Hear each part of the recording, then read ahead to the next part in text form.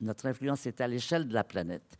Et si vous voulez avoir une idée, vous regardez, nous sommes partout, nous sommes très nombreux, nous sommes partout, et vous voyez ce qui est jaune dans cette image, ce sont les autoroutes et les villes. Ce qui est rouge, c'est les puits de pétrole et le méthane qu'on fait brûler. Ce qui est mauve, ce sont les feux de forêt qui continuent à très grande vitesse au Congo, en Amazonie et en Afrique et en Indonésie. Nous sommes aujourd'hui menacés d'une façon moins urgente, mais nous sommes menacés par ce que nous avons fabriqué. Par exemple, si vous avez de bons yeux, vous pouvez voir une petite lueur verte ici. Je ne sais pas si vous la voyez, tout près du Japon, dans le creux du Japon. C'est un satellite qui est à une centaine de kilomètres dans les airs, dans le ciel, qui a pris cette photo. Qu'est-ce qui est vert et qui est visible de 100 kilomètres au-dessus de la Terre dans la mer du Japon? Si vous avez une hypothèse, je vous suggère d'essayer d'imaginer qu'est-ce qui peut être visible comme ça. Eh bien, c'est ce qu'on appelle des pêches au lamparo.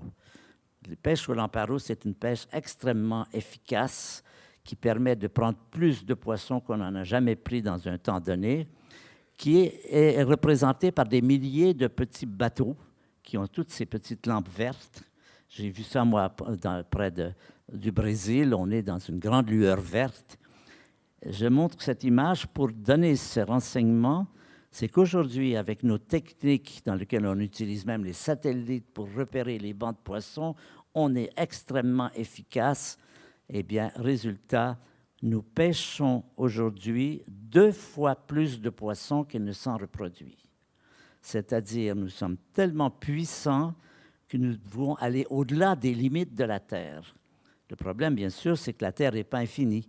Donc, le nombre de poissons qui se reproduisent n'est pas infini et nous touchons à ces questions, nous touchons aux limites parce que nous réchauffons la planète, nous acidifions l'océan, nous faisons des quantités de choses qui, quand on les prend une par une, sont des menaces qui pèsent sur nous et qu'il faudra gérer.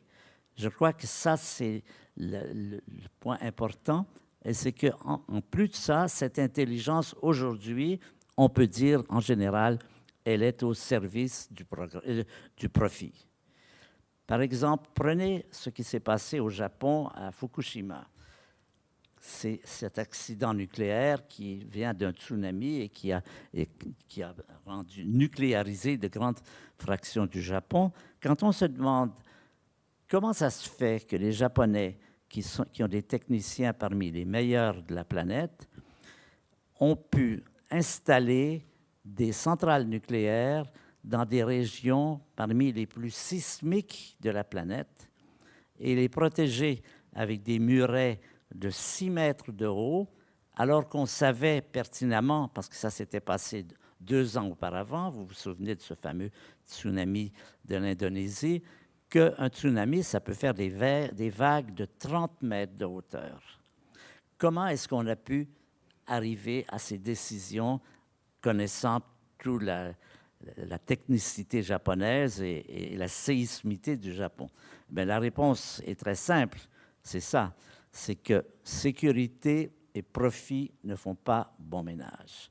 C'est l'intelligence qui n'a pas jugé, qui a jugé pour des motifs de profit, qu'on pouvait faire ce geste qui a été, encore une fois, très catastrophique.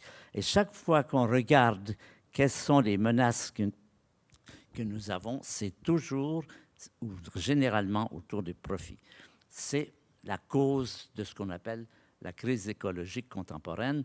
Par exemple, vous en avez un exemple aujourd'hui, c'est la déforestation du Brésil. Nous savons tous que tout cela nous met en danger, mais on continue quand même à le faire parce qu'on est dominé par le profit à court terme. La conférence de Bonn, qui a eu lieu en 2008, montre que notre activité est tellement destructive que nous pourrions avoir éliminé la moitié des espèces vivantes avant la fin du siècle. Un problème majeur aujourd'hui, c'est les vers de terre. Les vers de terre sont en danger, diminuent un peu partout. les vers de terre, ça ne fait pas la une des journaux. On ne met pas dans la une des journaux, les vers de terre ont encore disparu, diminué, mais ça nous menace parce que font les vers de terre? Ils oxygènent les sols et donc ils les fertilisent. Et nous savons que régulièrement, nous perdons grande quantité de possibilités de fertilisation des sols parce que nous détruisons les vers de terre, parce que nous détruisons les abeilles et les insectes et la pollinisation. Enfin, je ne vais pas vous répéter ce qu'on appelle aujourd'hui la litanie, c'est-à-dire tout ce que nous regrettons, tout ce que nous déplorons de ce qui se passe aujourd'hui. Une phrase qui résume assez bien ceci, c'est tout se passe comme si nous menions une guerre contre la nature. Et nous savons que si nous gagnons, nous sommes perdus.